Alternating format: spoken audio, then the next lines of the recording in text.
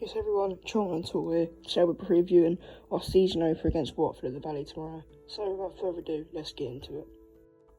So as for Charlton, obviously we finished last season very strongly, obviously getting promotion at Wembley, which was a wonderful day. But in the regular season, we were in amazing form at the back end of last season. I believe we only lost twice after January, both 3-0 away losses at Wrexham and Peterborough. So let's go look at the incomings we've made this summer. First one I want to talk about are both from Luton, in Amari Bell and Reece Burke. I've seen mixed reviews, a lot of people saying great players, there'll be great squad depth. The only problem is if you can keep them fit, which I think we'll be able to do. We didn't have many injuries last season, so I reckon it won't be easy, but I reckon it'll be achievable for us. Another one from Luton, the goalkeeper, Thomas Kaminski. Once again, I've seen mixed reviews. I've seen people saying terrible signing. He was the worst goalkeeper statistically in the Championship last season, which it probably is true because Luton did get relegated. But you just look at some of the other players they had around on the pitch, especially in the Premier League. Apparently he was really good. Obviously he got relegated, but it's hard not to nowadays. He was making outstanding saves, so I think he'll definitely be a good backup at the very least to Will Mannion, or I think he's got number one, so it'll be a great goalkeeper for us, I think. Moving on into the midfield now, we had Sonny Carey and Rob Apter from Blackpool and Harvey Nibbs from Reading. So Sonny Carey, I think it's a why not. He had a great season for Blackpool last season, on a free as well. I know it's not completely free, it's a free hit, so I think it's a great deal. He's looked great in pre-season, so hopefully he continue his form into the Championship. Now Rob Apter, he's 22 I believe, so lots of potential. Great season for Blackpool as well. Scored some great goals for a Blackpool team that eventually just fell short of the playoffs. I think if the worst happens and we do go down, I think he'll be a great asset either in League 1, try and get us out at the first time, or to sell him and get a bit of cash. The only thing is we paid over 2 million apparently, so that is a lot, but if he delivers with goals, then it's all worth it in the end. Finally, Harvey Nibbs from Reading, apparently this was around the 1.8 to 2 million mark. I forgot the stats, I think it's around 40 goal contributions in the last 2 seasons for a Reading team that had an absolute mess going on behind the scenes. He's good at penalties as well, which, obviously Gordon's great as well, but sometimes you need to freshen it up. So I think all these players that Nathan Jones has brought into our side can really help us. Moving on to the front line now, we've got Charlie Kilman, Tantal Alafe. Start with Alafe, I think. It will suit Nathan Jones down to the ground.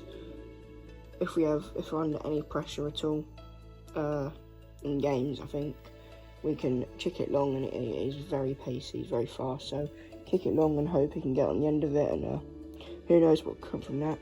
With Kelman, obviously League 1 Golden Boot winner last season, I'm pretty sure. 23 goals in the league, maybe around the 27 mark in all competitions, so like FA Cup and that. Great signing. On the pricier side, I think around the 4.5-5 million mark, but say with Rob Apter, if he repays in goals and good performances, then it's all worth it in the end, isn't it? As well, as one of the more versatile players we've brought in, we signed Joe Rangan Costello from Blackburn. I've seen reports saying that it was a free transfer, and we also paid around £750,000 mark for him.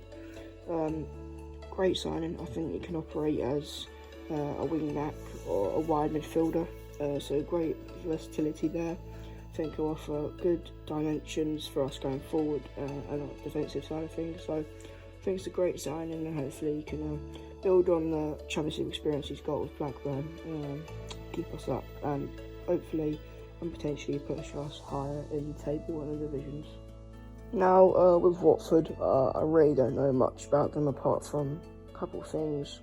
One of them being they sacked Tom Cleverley, who's now managing at Plymouth. They sacked Tom Cleverley and brought in Pedro Pezzolano from Brazilian team. I can't quite remember who it was. So this Uruguayan manager, who's got 3 past promotions under his belt. Hopefully he won't be able to do that with Watford, with all due respect. Another thing is listening to Charlton Live this morning, because I missed the live show.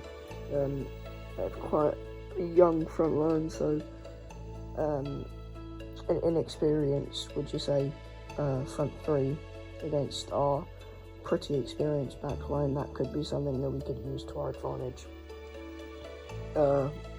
So one of those wingers or forwards, I believe he's a winger, or wide forward, for Watford, is Quadro Bar. Pretty sure he's a young English winger,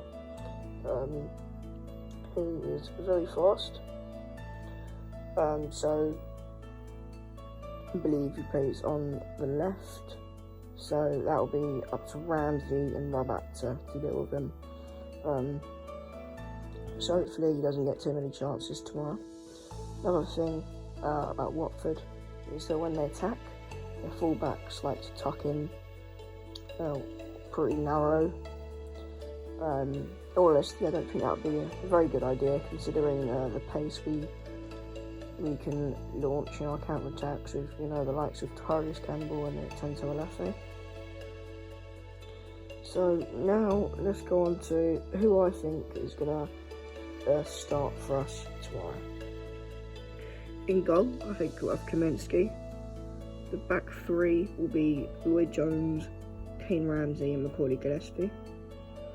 Midfield, I think would be Greg Doherty, Harvey Nibbs, Sonny Carey and Connor Coventry. 2 wide players will be Rob Apter and Tyrese Campbell. And up front will be Charlie Gilman. My vlog for the Watford game will probably be around out on Sunday or Monday, so stay tuned.